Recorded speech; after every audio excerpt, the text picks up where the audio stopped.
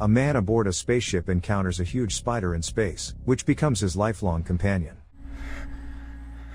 I did not intend to frighten you, skinny human. In the near future, for the past 4 years, Earth's inhabitants have been witnessing an astonishing cosmic phenomenon in the sky. Astronomers and scientists from around the world are eager to understand the phenomenon of the unusual nebula called Chopra. To gain a better understanding of the cluster of purple dust, humanity needs to take a sample of the matter that comprises it. Since Chopra is located near Jupiter, the duration of the expedition, including the return to Earth, is 1 year. Despite the risky nature of this endeavor, 2 countries have decided to undertake the mission: the Czech Republic and South Korea. From this moment on, a race for supremacy in the field of cosmic breakthrough ensues between the 2 nations. Czechia launches the first manned space shuttle, carrying a volunteer on board, astrophysicist Jakub Prohaska. For almost 6 months now, he's been heading towards Chopra. Throughout his time on the expedition, Jakub is under the close scrutiny of project leaders, personal assistants, sponsors, and his entire country. However, his greatest support comes from his pregnant wife Lenka, with whom he can communicate around the clock via a chat connection specially created for them.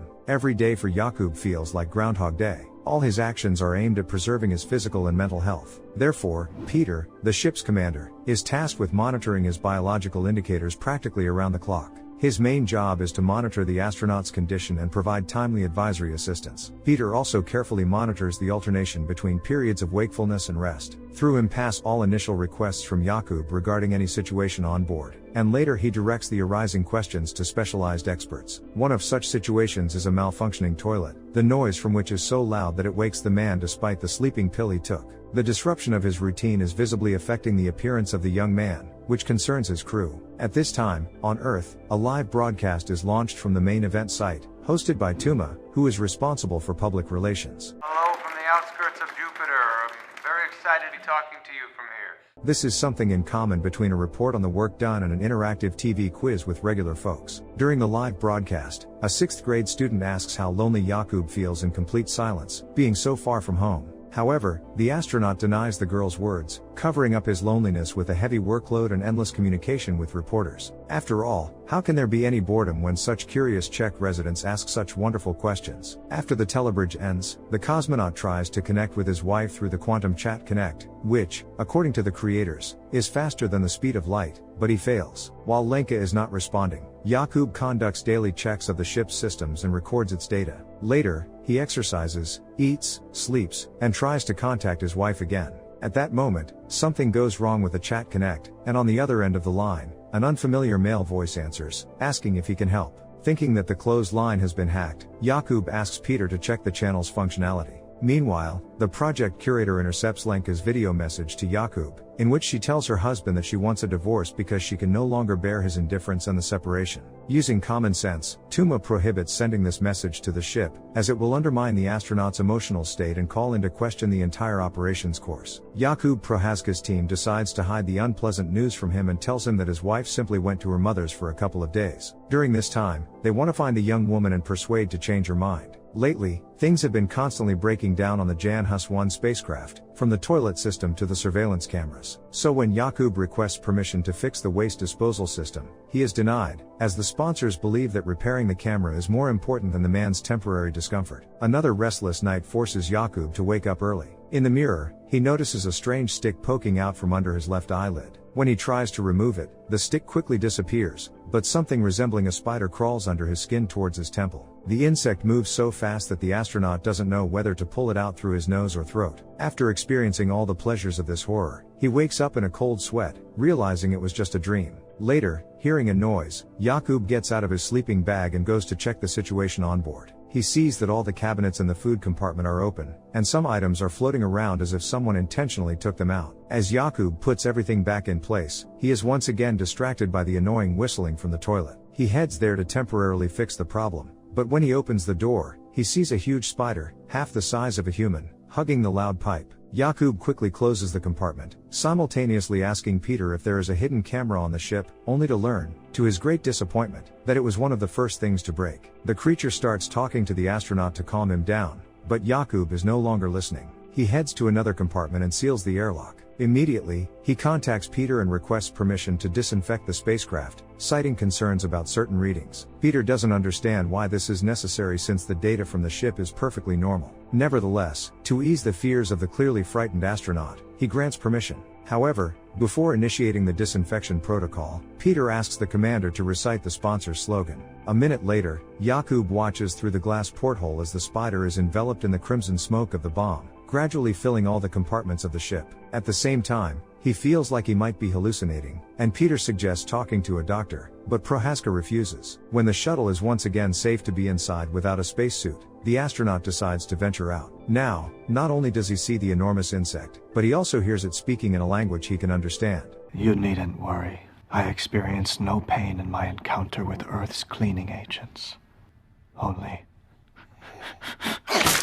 Yakub reaches out to the creature to make sure it's real, but the spider asks him not to, explaining that such contact is not customary in its tribe. The alien assures Yakub that he doesn't need a spacesuit, as the creature will neither consume nor harm him. The spider explains that it is also a space traveler, like Yakub. Having once been forced to embark on a journey, it sensed human energy and drifted in Earth's orbit for a long time, studying human languages and culture without truly understanding the essence of humanity. Later, it had the opportunity to board the Czech astronaut's ship, planning to stay for no more than a couple of days. However, Jakub Prohaska's deep emotional struggles were so intense that the spider decided to stay longer to help him resolve his problems. Listening to this story, Jakub realizes that the conversation might be a hallucination caused by prolonged isolation and exhaustion, so he concludes that sleep is the only solution. He walks past the spider and locks himself in the sleeping compartment, taking a few drops of a sleeping aid. Meanwhile, the alien gives Jakub time to process the information but continues to exert telepathic influence in the form of images. Bright memories of both sad and happy moments with his wife flash before Jakub's eyes. He asks why the alien is evoking these memories and learns that the spider simply wants to help him restore his family relationships, which are on the brink of collapse. Meanwhile, Lenka visits her mother and shares her future plans. She intends to move to a special place in the middle of the forest, a retreat for pregnant women without husbands, designed to help them cope with their difficulties in a supportive and understanding environment. Zdenka is not thrilled with her daughter's decision, but aside from offering support, there's nothing she can do. Jakub Prohaska tries to hide from his persistent companion, who is eager to learn more about the human race. Despite drinking a strong beverage to distract himself from the absurdity of his situation, he still encounters the spider. The alien asks to try an egg from a bird to understand why humans value this food so highly, but since such food is difficult to transport, there are no eggs on the ship. Instead, Prohaska offers the guests some hazelnut spread, which humans eat when they feel very sad. The spider enjoys the sweetness, which reminds it of a delicacy from its home planet, the creamy taste of stone larvae, which it will likely never taste again.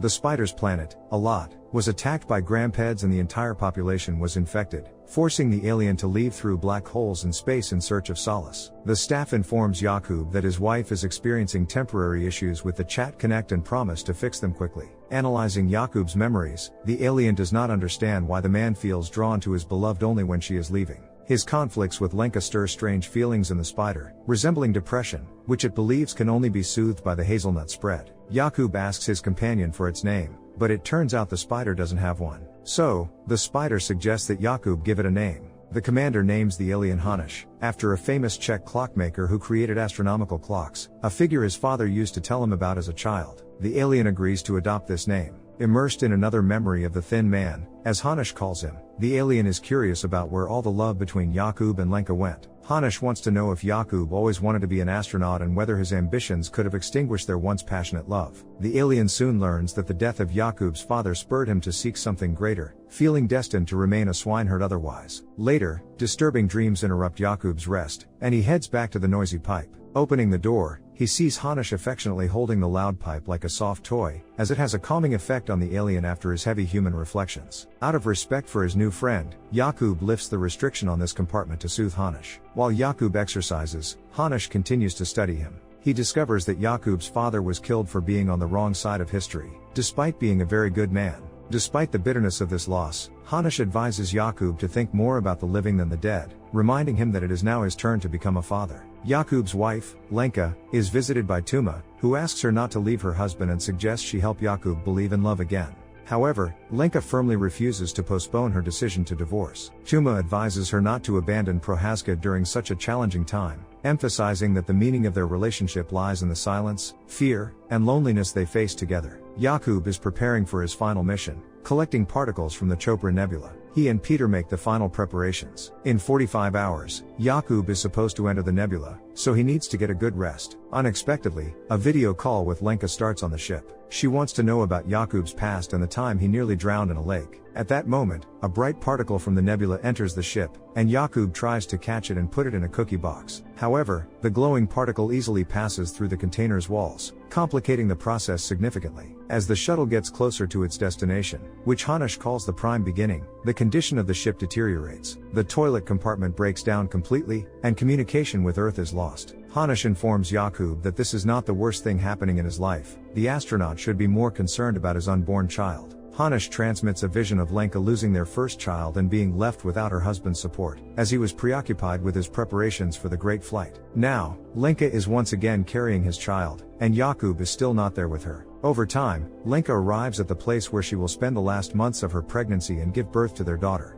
Hanush is completely baffled by why Yakub is still solely focused on his great discovery. The alien doesn't understand why Yakub breaks all the promises he made to his wife and why he doesn't share in her sorrow. Hacking into the chat connect and restoring communication with the team, Yakub is once again overwhelmed by visions from the past. Don't you ever think about the cost? Having seen enough to draw a conclusion, Hanush tells Yakub that he is the cause of his own loneliness and depression. Hanush explains that it's impossible to establish a connection with someone who only appears when it's convenient for them. With that, the alien wishes the thin man luck and prepares to leave. When Yakub tries to touch the spider to stop him, the creature sharply presses the astronaut against the wall, reminding him of the no-touch rule and stating that Yakub needs to make a different kind of great discovery for himself. Yakub searches for his runaway friend and the only companion on the ship, promising to do anything to get him back. Unable to find Hanush, Yakub turns to drinking and is overwhelmed by memories of his last moments with his beloved wife. Looking at her portrait, he seems to cry sincerely for the first time, regretting the lost time. Yakub contacts Peter, who is deeply concerned about the sudden interruption in communication with the astronaut. Yakub reassures him that the mission is proceeding as planned. He then urgently asks Peter to check on his wife's condition and give him a chance to talk to her. When the medical staff summons Lenka Prohaska, she feels a chill of fear, but Peter reassures her that her husband is alive and well. He asks her to listen to her husband for the sake of the mission's success. Yakub bears his soul to Lenka, saying the words she has longed to hear. He apologizes for chasing empty dreams and ignoring the real and only true value in his life. Yakub sincerely asks for forgiveness for his treatment of her and ends the call without hearing a word from Lenka. The commander senses Hanush's presence again. The alien returns as soon as he realizes that Yakub, by baring his soul, is purging himself of his suffering. Hanush's heavy breathing frightens the astronaut, who learns that the Grampeds who attacked Hanush's planet destroyed all its inhabitants and managed to infect Hanush. The only thing that delayed the fatal outcome was the bomb disinfectant that Yakub sprayed to get rid of the spider. Yakub embraces his only friend, and Hanush allows it. The alien promises Yakub that they will enter the prime beginning together, sharing this stellar fate. When the crucial hour arrives, Hanush wakes the thin man for the grand mission.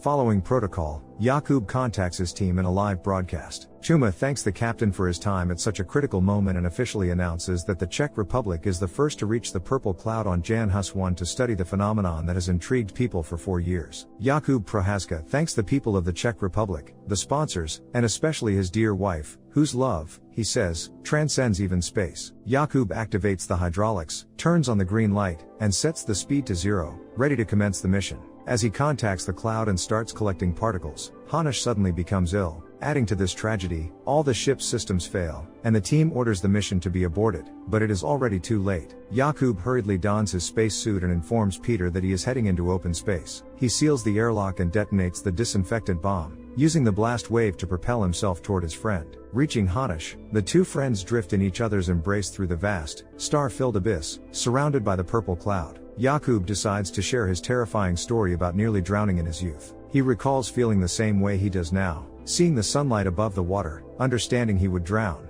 and realizing that his death wouldn't stop the movement of the stars. His father managed to save him back then, and now, in this moment, Yakub forgives his father's sins and his own, recognizing that this is not the worst place for the end to come. These words deeply move Hanush, but he assures Yakub that this is not his end. Hanush leads the astronaut and shows him the inner workings of the prime beginning. Bright impulses reveal the vibrations of all moments throughout human history, a place signifying both the beginning and the end of everything. At one point, the universe pulls Yakub into a high-speed flow that eventually pushes him and his friend into a calmer environment. Yakub confides in the spider that the most important thing in his life now is Lenka. He admits that if he had seen her then as he sees her now, he would never have left her alone. All he wishes for her is happiness and well-being. As the man gazes at the light emerging against the backdrop of pristine cosmic space, he feels his friend slipping into another world. To ease his fear about this, he hands the alien a comfort, a jar of nut paste. Yakub thanks his friend for showing him the possibility of hope for the future. Taking a last taste of the treat, the spider dissolves into tiny particles and disappears. Initially, the astronaut is gripped by panic, but later he shifts his thoughts to kissing his Lenka, who resembles a seductive mermaid so much, and his wife, as if sensing a subtle connection with her husband, gazes into the night sky calling his name. After some time, the South Korean spacecraft picks up the drifting Czech astronaut and sets off on the return journey. While on board, the man reaches out to his beloved to once again tell her what he should have said 6 months ago. Would you agree to lead such a large-scale space mission? Share your answers in the comments below, hit the like button and subscribe to the channel. Till next time.